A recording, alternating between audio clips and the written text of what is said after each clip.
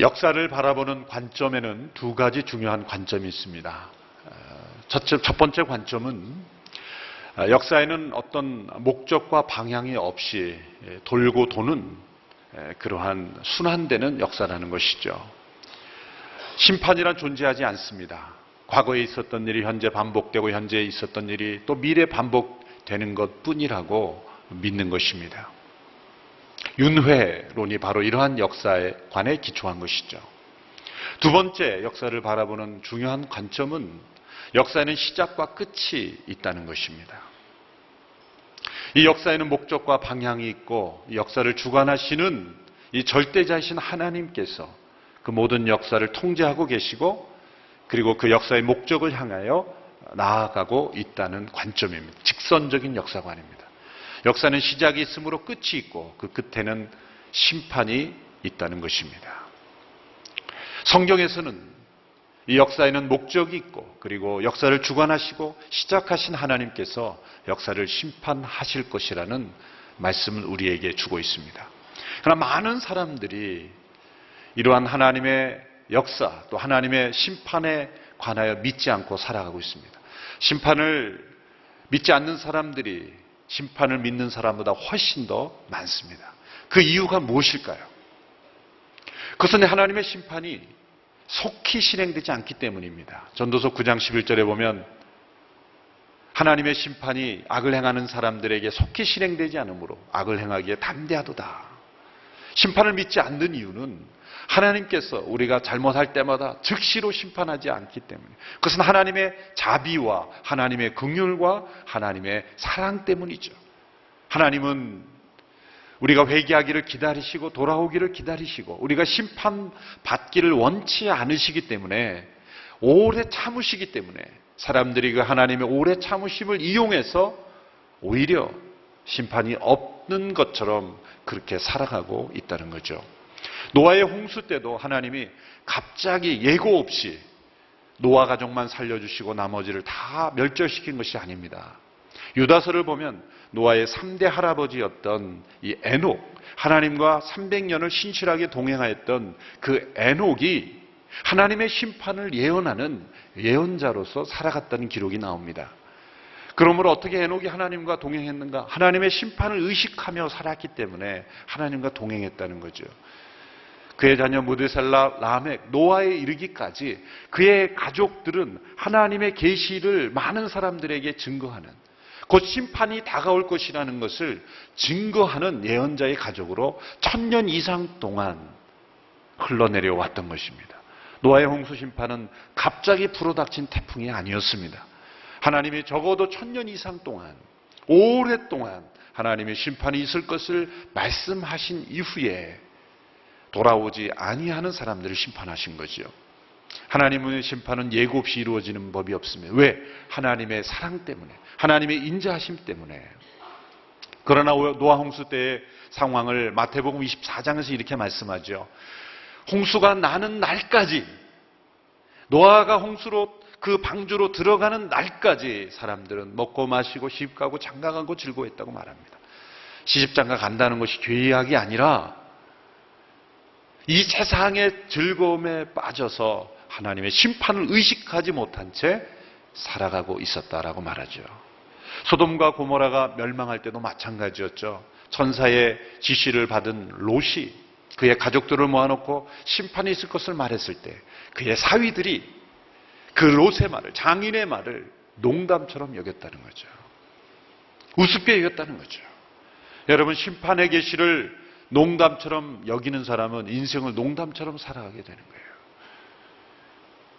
많은 사람들이 하나님의 심판의 계시를 믿지 않고 있는 것입니다. 이 역사에 대한 심판이 있는 것은 완전하시고 절대자이신 하나님께서 역사를 주관하시기 때문이죠. 로마서 11장 36절의 말씀을 우리 같이 한번 읽겠습니다. 시작. 만물이 그분에게서 나오고 그분으로 인해 있고 그분에게로 돌아갑니다. 그분에게 영광이 영원토록 있기를 빕니다. 만물을 창조하신 하나님께서 이 만물을 주관하고 통제하고 계시며 또 이 만물을 심판하실 것이다. 그러므로 이 역사는 하나님의 이야기입니다. 그래서 흔히 히스토리를 His story, 그분의 역사다, 그렇게 말하기도 합니다. 여러분, 절대 권력은 절대 부패한다는 말이 있죠. 의미는 이해하지만 정확한 말은 아닙니다. 왜냐하면 인간은 누구도 절대 권력자가 될 수 없기 때문이죠. 절대 권력은 오직 하나님께만 있습니다. 그러므로 절대 권력은 절대 부패하지 않습니다.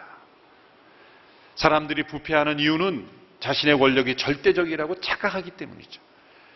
모든 권력, 모든 권세를 가지신 하나님은 완전하시고 완전히 사랑이시고 완전히 공의로우시기에 하나님은 절대 부패하지 않으시는 분입니다.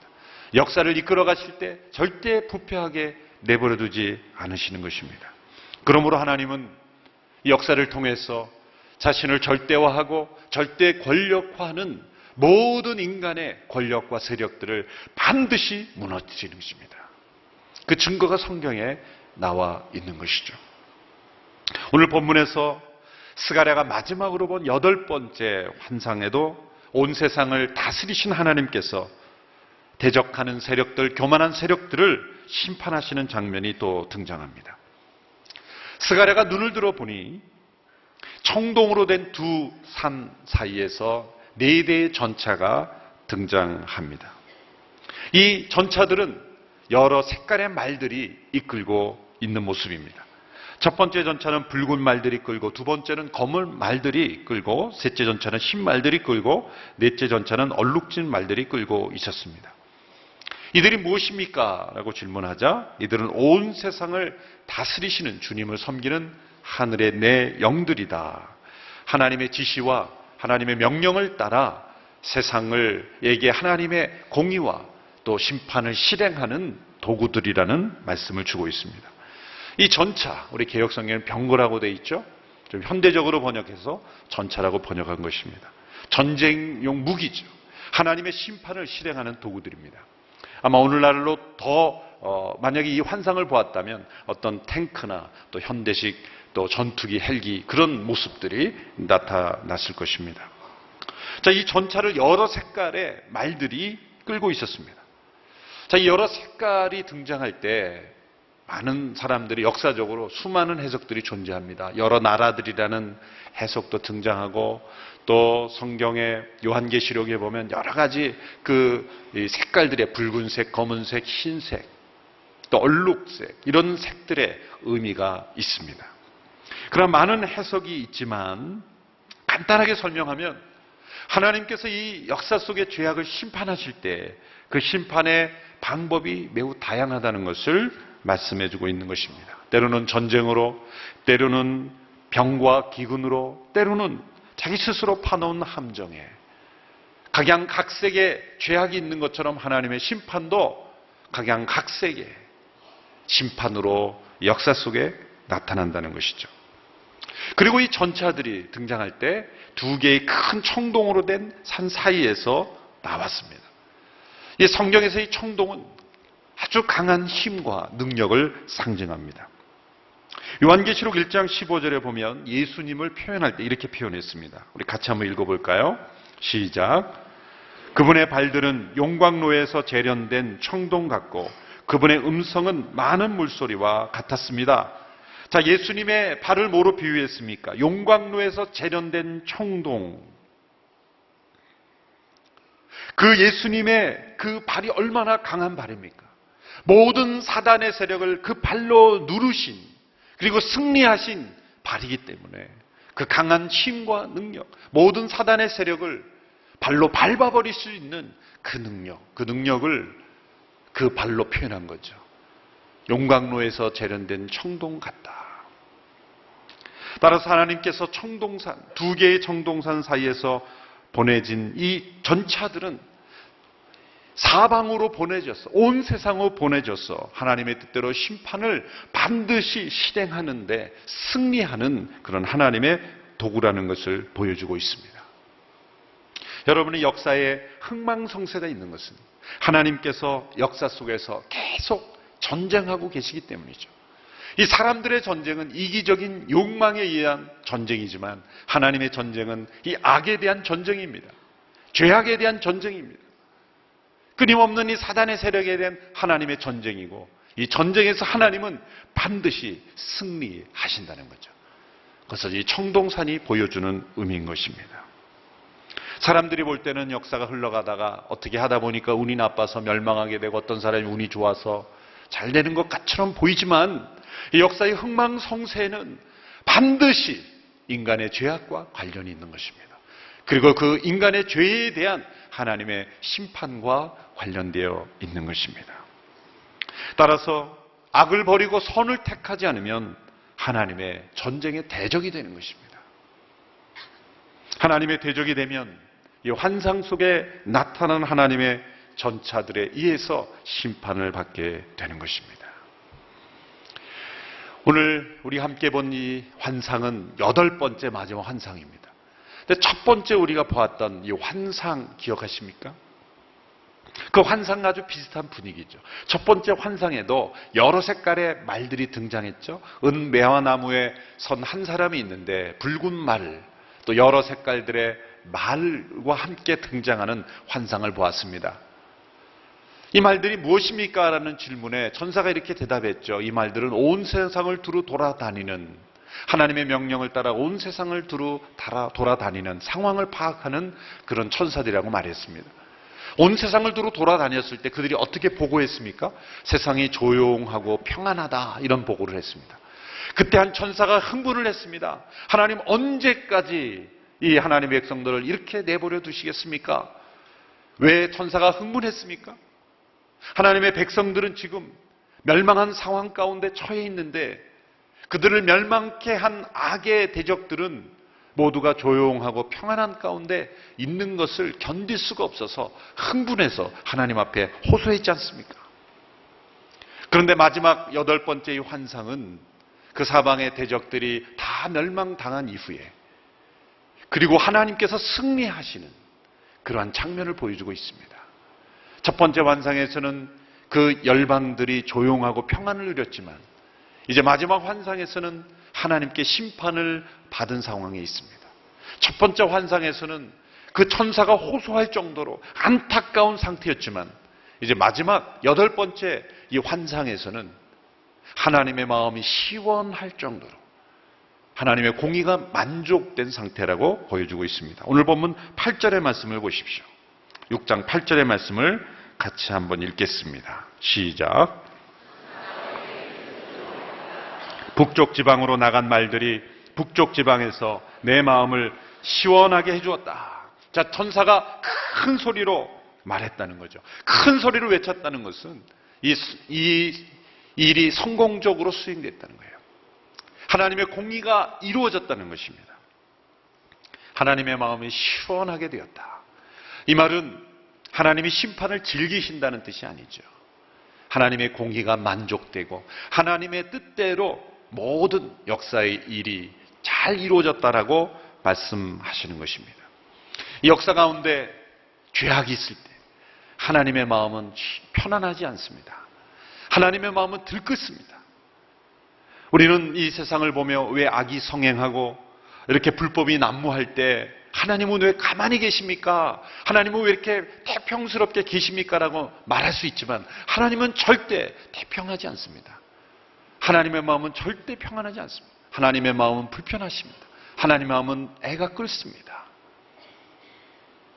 그 악에 대한 하나님의 징벌이 온전히 이루어질 때 하나님의 마음은 그 시원하게 되는 거죠. 그들이 멸망받은 것을 기뻐한다는 것이 아니라 하나님의 뜻이, 하나님의 공의가 만족되어야만 하나님은 평안을 누릴 수가 있다는 것입니다. 하나님이 심판을 실행하실 때는 그 마음이 시원하게 되기까지 철저하게 심판하십니다. 우리가 그 하나님의 마음을 시원하게 해드릴 수 있는 방법은 무엇이겠습니까? 어떻게 우리가 그 하나님의 마음을 시원하게 해드릴 수 있겠습니까? 우리가 그 심판의 대상이 되는 것입니까? 아니죠. 그 아들을 보내시기까지, 십자가에 못 박으시기까지 우리가 심판받지 않기를 원하시는 그 하나님의 애끓는 마음을 우리가 믿음으로 그 사랑을 받아들여 심판에 이르지 아니하는 것이 하나님의 마음을 시원하게 해드리는 것입니다. 또한 이 역사 가운데 죄악을 떠남으로 말미암아 하나님이 역사를 심판하실 때에 그 심판의 현장에 하나님의 택하심을 받은 백성들이 있지 않는 것, 그러므로 날마다 죄악을 떠나 하나님의 심판의 대상이 되지 않는 것, 그것이 하나님의 마음을 시원하게 해드리는 것입니다. 그리고 때로 심판받아 마땅한 사람들일지라도 그 심판에 대한 경고를 받아서 하나님께 회개하고 돌아옴으로 하나님이 심판할 이들이 아무도 없는 것, 이것이 하나님의 마음이 시원하게 해드리는 것입니다. 우리 모든 온누리교회 성도들이 주님의 마음을 시원하게 해드릴 수 있는, 심판을 즐기시는 분이 아니신 그 하나님께서 온 세상을 두루 살펴보실 때에 심판하실 만한 죄악이 세상에 없기를 원하시는 거예요. 그러나 이 세상을 보면 죄악 가운데 있는 사람은 분명히 있습니다. 하나님의 심판을 거절하는 사람들이 분명히 있다는 거예요. 받아들이고 자초하는 사람들이 있다는 거예요. 그런 하나님의 심판 가운데 우리의 가족이, 우리의 삶의 일터에 있는 사람들이, 이 나라 민족이, 이 열방 가운데 있는 수많은 족속들이 포함되지 않게 되기를 위해서 우리가 날마다 기도하는 것, 그것이 바로 주님의 마음을 시원하게 해드리는 것입니다. 우리의 마음이 하나님의 마음과 하나가 되기를 축원합니다. 하나님의 마음이 슬플 때 우리의 마음도 슬퍼야 합니다. 하나님의 마음이 기쁠 때 우리의 마음도 기뻐야 합니다. 누가복음 15장에 보면 집을 나갔다 돌아온 둘째 아들이 돌아왔을 때 그 아버지는 기뻐서 정말 즐거워서 잔치를 베풀었지만 그 잔치에 기쁨을 누리지 못한 사람이 있었죠. 첫째 아들. 집안에는 있었던 것 같지만 그 아버지의 기쁨을 함께 기뻐하지 못했고, 그랬다면 이 첫째 아들은 집을 나간 둘째 아들이 돌아오지 않고 있었을 때도 아버지가 슬퍼할 때 그는 슬퍼하지 않았다는 거죠. 동생이 집을 나갔을 때 슬퍼했다면 동생이 돌아왔을 때 아버지처럼 함께 기뻐했을 것이 분명한데 동생이 돌아왔어도 그는 기뻐하지 않았습니다.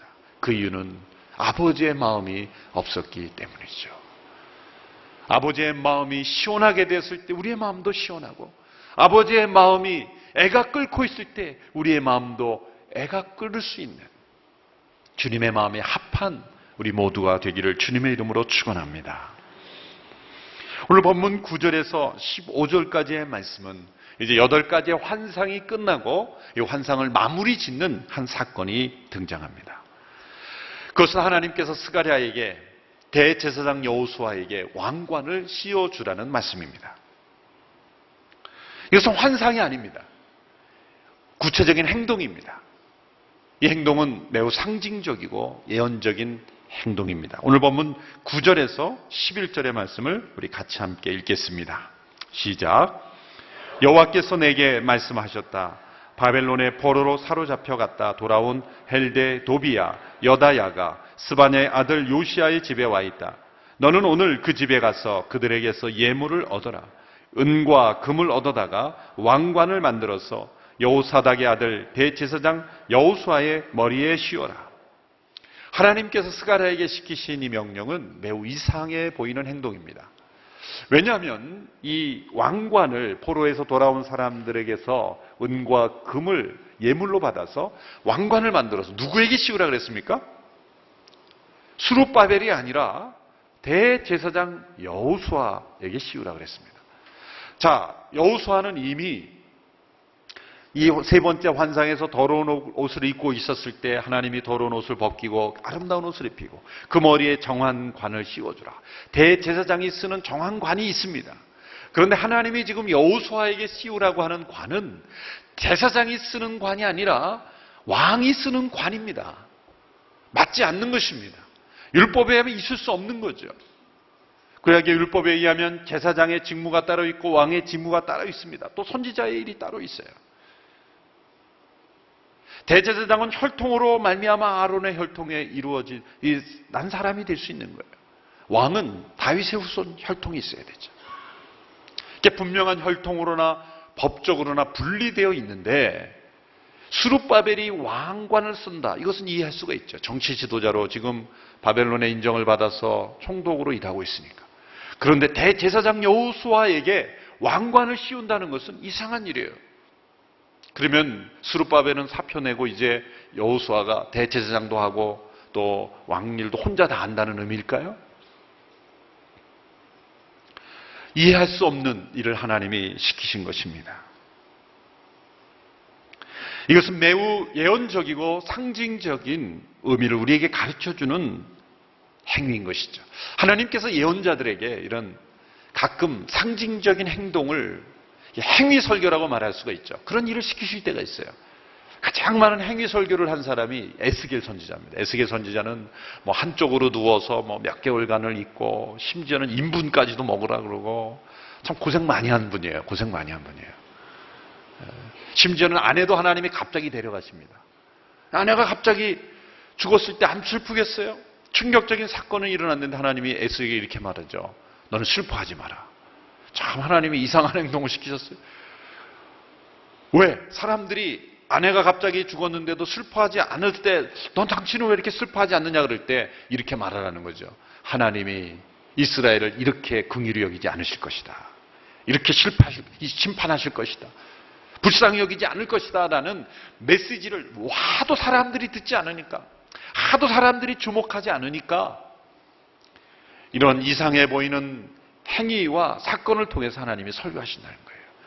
호세아 선지자에게는 음탕한 고멜, 계속해서 집을 나가는 아내를 다시 사와서 아내로 드리라. 그것을 통해서 포기하지 않으시는 그 하나님의 사랑, 내가 그 백성을 버리지 아니한다는 것을 설교로 보여주기 위해서 예언자들의 행위를 통해, 행동을 통해 설교하시는 거예요. 하나님께서 하실 일이 너무나 오묘하고 너무나 신비롭고 너무나 우리 이성으로는 이해할 수 어렵기 때문에 사람께서는 그 사실을, 예언의 일을 가르쳐주기 위해서 때로 이해하기 어려운 행동을 시키는 거예요. 그것이 바로 대제사장 여호수아에게 합당하지 않은 것처럼 보이는 사람에게 왕관을 씌워주시는 행동인 것입니다. 왜 하나님께서 대제사장 여호수아에게 왕관을 씌우라고 하셨을까요?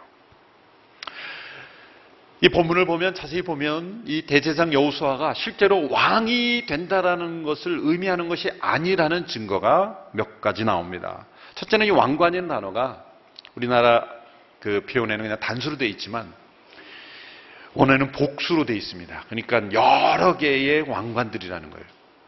분명히 하나의 왕관을 쓰였을 텐데 여러 개의 왕관이라는 것은 히브리어에는 이 신적인 영광을 표현할 때 복수로 항상 씁니다. 그래서 하늘도 그냥 하늘이라고 말하지 않고 하늘들이라고 말해요.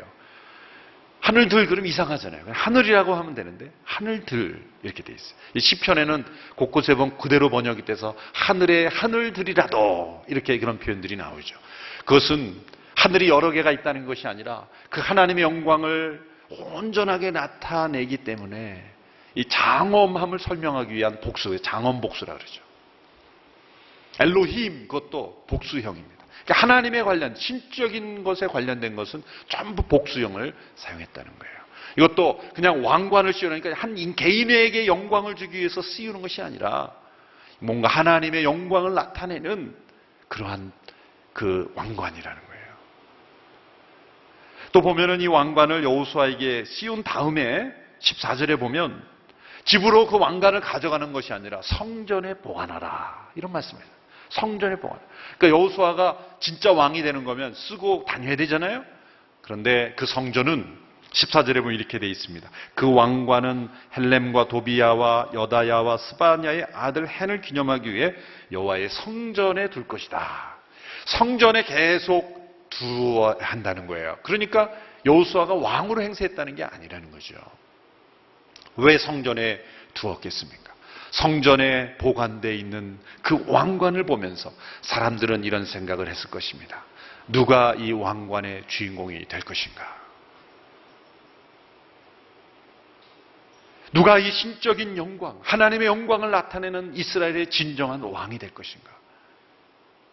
이후에도 분명히 왕이 세워졌지만 그 왕관을 쓰지는 못했습니다. 그 왕관은 수백 년 동안 여호와의 성전에 보관되었었던 거예요. 사람들은 이런 생각을 했고, 누가 이 왕관의 주인공이 될 것인가? 사람들은 기다릴 수밖에 없었습니다. 그 왕관의 주인공은 누구였습니까? 바로 예수 그리스도.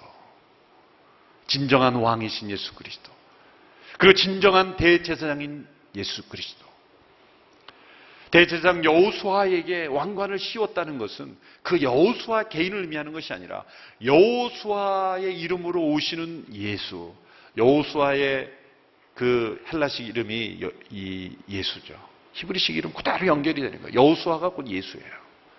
구원자로 오시는 예수 그리스도. 그분은 하나님과 인간 사이를 대속하기 위해서 대제사장으로서 대속제물이 되신 대제사장으로서 일하시고 동시에 만물을 통치하시는 왕으로서 통치자로서 심판자로서 세상에 오신 예수님. 대제사장직과 왕직을 동시에 수행하러 오신 예수 그리스도. 그분이 바로 우리의 구원을 이루시기에 오신 예수 그리스도이고 그분에게 진정한 왕관이 쓰여져야 하기 때문에 잠시 상징적으로 썼지만 벗어서 그 여호와의 성전에 보관하도록 하신 것입니다. 그리고 그분이 행하시는 일이 어떤 일인지를 오늘 보면 12절, 13절에서 이렇게 말씀하고 있습니다. 우리 같이 한번 읽어보실까요? 시작. 그리고 그에게 말하여라. 만군의 여호와가 이렇게 말한다. 여기 순이라고 불리는 사람이 있다. 그가 자기 있는 곳에서 돋아나서 여호와의 성전을 지을 것이다. 그가 여호와의 성전을 짓고 영광을 얻고 그 자리에 앉아서 다스릴 것이다. 그의 자리 위에 제사장이 있을 것인데 그 둘은 평화롭게 함께 일할 것이다. 순이라고 불리는 사람, 바로 예수 그리스도시죠. 자기 있는 곳에서 돋아나서 왕의 자리에 앉아서 다스리고 또한 제사장의 역할을 할 것이다. 예수님의 지금 하신 일이 뭐예요? 지금도 하나님은 하늘의 보좌의 우편에 계셔서 우리를 중재하시는 대제사장의 역할을 지금도 하고 계세요. 그리고 예수 그리스도는 지금도 왕으로서 그분은 이 역사를 통치하고 계시며 다시 오셔서 역사를 심판하시는 진정한 만왕의 왕이시라는 거예요. 그분은 따라서 왕 같은 제사장인 거예요. 왕이면서 동시에 제사장인 거예요. 그래서 왕 같은 제사장. 여러분 베드로 전서 2장 9절에 우리를 가리켜 예수 그리스도 안에 있는 그리스도인을 가리켜 여러 가지 표현을 했죠. 그 중에 하나가 왕 같은 제사장이라는 표현이에요. 우리 같이 한번 읽어볼까요? 베드로전서 2장 9절의 말씀입니다. 시작. 그러나 여러분은 택하신 족속이요 왕 같은 제사장이요 거룩한 나라요 그분의 소유된 백성이니 이는 여러분을 어둠에서 불러내어 그분의 놀라운 빛으로 들어가게 하신 분의 덕을 선포하게 하시기 위한 것입니다. 우리 하나님의 택하신 백성이요 뿐만 아니라 왕 같은 제사장이라는 거예요. 예수님만 왕 같은 제사장이 아니라 이제 그 예수 그리스도 안에 있는 우리에게도 또한 우리에게도 제사장의 직분이 주어졌고 또 이 만물을 통치하시는 주님과 함께 만물을 다스릴 수 있는 왕으로 우리를 부르셨다는 거예요. 우리 좌우에 계신 분에게 한번 얘기해 주십시오. 당신은 왕 같은 제사장입니다. 얼마나 놀라운 말씀입니까? 자, 이 왕으로 또 제사장으로 오신 예수 그리스도께서 하시는 일을 뭐라고 말씀합니까? 여호와의 성전을 지을 것이다. 자, 왜 이 상징적인 행동이 지금까지 보았던 8가지 환상의 결론이 되는지를 설명해 주고 있는 거예요. 이 한 가지 말씀으로. 누가 여호와의 성전을 짓는다고요? 순이라 부리우는 사람이. 왕으로 또한 제사장으로 오시는 분이 성전을 짓는다는 것입니다. 자, 지금 백성들은 뭐 하고 있습니까? 이스라엘 백성들은 열심히 성전을 재건하고 있는 상황입니다. 한쪽에서요. 이 환상이 8가지로 계속 주어지는 그 시기는 동일하게 한쪽에서 이스라엘 백성들이 포로에서 돌아온 사람들이 성전을 열심히 짓고 있는 상황이에요. 학개스가랴를 통해서 재건되고 있는 상황에 누가 성전을 짓느냐? 순이라 이름하는 자 그리고 제사장이요 왕으로 오시는 이가 성전을 지을 것이다. 자, 그러면 무슨 뜻입니까? 하나님께서 지금 말씀하시는 내용은 뭡니까? 지금 성전을 짓고 있는 스룹바벨과 그 백성들에게 주시는 메시지는 뭡니까? 너희들이 지금 짓고 있는 성전은 내가 진짜 의도하는 성전이 아니라는 거죠. 어떻게 보면 백성들이 허무하게 느껴지지 않겠습니까? 지금 열심히 지어라 해서 짓고 있는데 그건 진짜 성전이 아니야. 이렇게 말씀하시니까 갑자기 힘이 빠지지 않겠어요? 그럼 왜 짓는 거냐 이렇게 생각하지 않겠어요? 하나님께서는 그들에게 지금 허무함을 주기 위해서 이런 말씀을 주시는 것이 아닙니다. 또 지금 짓고 있는 가시적인 그런 성전 재건을 포기하라는 뜻도 아닙니다. 지금 짓는 성전이 내가 의도하는 궁극적인 목적이 아니라는 것을 알으라는 거예요. 하나님은 인간의 손으로 지은 것에 거하시는 분이 아니라는 거예요. 하나님은 하나님의 손으로 지으신 것에 거하시는 분이라는 거예요. 이 시대 속에 필요해서 너희들이 성전을 짓지만 그것이 내가 진짜 의도하는 성전 아니다. 진짜 하나님의 성전은 순이라 이름하는 바로 예수 그리스도 그분이 짓는 성전이다. 자, 스가랴에서 말씀하고 있는 진정한 성전은 어떻게 지어집니까? 첫 번째, 순이라 불리우는 사람, 예수께서 지으시는 성전이라고 말씀하셨습니다. 예수님이 예루살렘 성전에 들어가셔서 청결케 하시고 난 다음에 성전을 가리켜 이렇게 말씀하셨죠. 이 성전을 헐라 내가 3일 만에 다시 짓겠다. 사람들이 이렇게 놀라서 말했죠. 아니, 이 성전을 짓는데 46년이나 되었는데 그 성전은 수룹바벨 성전이 무너지고 헤롯이 지어진 헤롯 성전이죠. 46년 동안 지은 성전을 지금 헐고 3일 만에 다시 짓겠다는 것입니까? 그때 요한복음은 이렇게 해석합니다. 예수님께서 말씀하신 성전은 바로 자신의 몸, 예수님의 육체를 가리킨 것이었습니다. 예수님이 지으시는 성전은 곧 예수님의 육체, 죽음 가운데 다시 살아나서 부활하신 예수님의 몸, 그것이 1차적인 성전이에요. 그러나 거기에서 머무는 것이 아닙니다. 그 예수 그리스도를 믿고 예수께서 우리 안에 거하시고 우리가 예수 안에 거할 때 우리 모든 예수 그리스도를 믿는 사람이 하나님의 성전으로 함께 지어져 간다는 말씀이죠.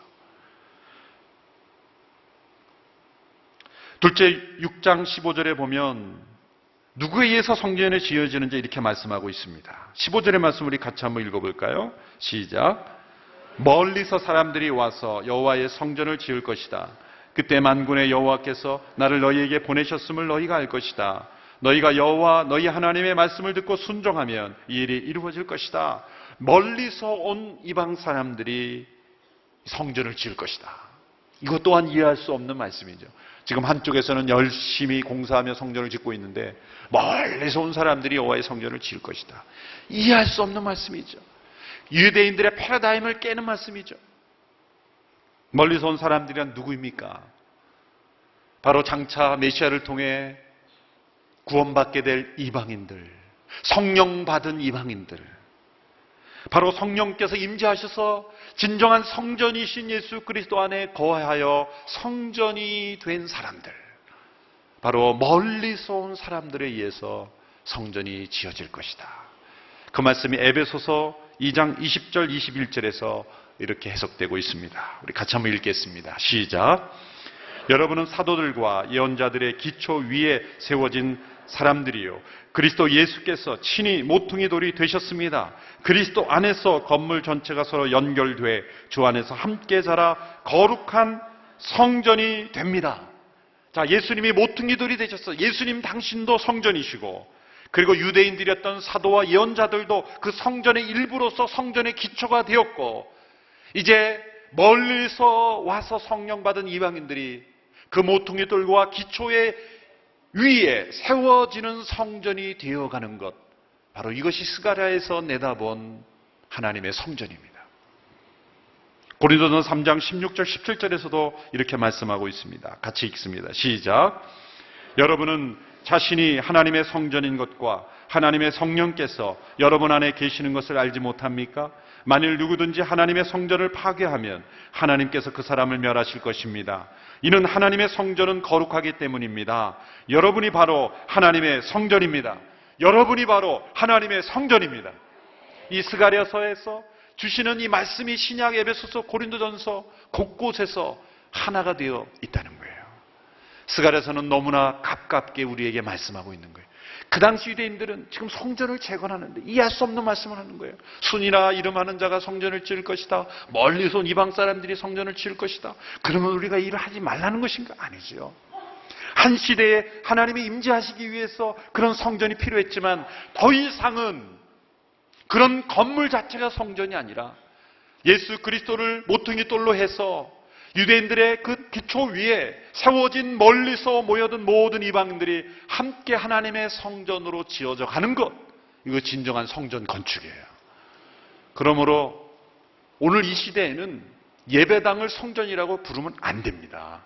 그래서 오늘 이 시간 이후로부터 온누리교회 모든 성도들은 예배당을 성전이라고 부르지 않게 되기를 바랍니다. 귀하지 않다는 것이 아니에요. 예배에 드려지는 거 다 귀하게 아껴야 돼요.